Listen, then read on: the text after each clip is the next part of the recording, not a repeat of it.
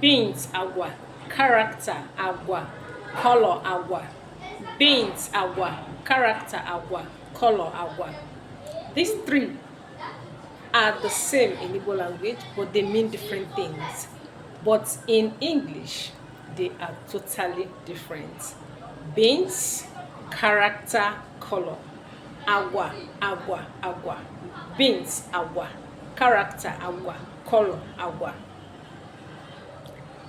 I want to eat beans.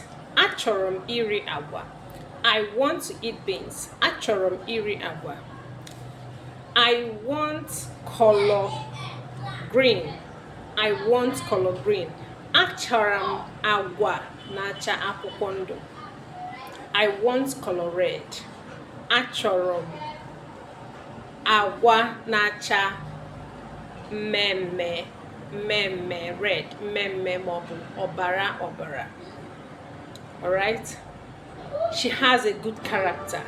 She has a good character. O nwere ezigbo agwa. O nwere ezigbo agwa. She has a good character. Light, Kemesia.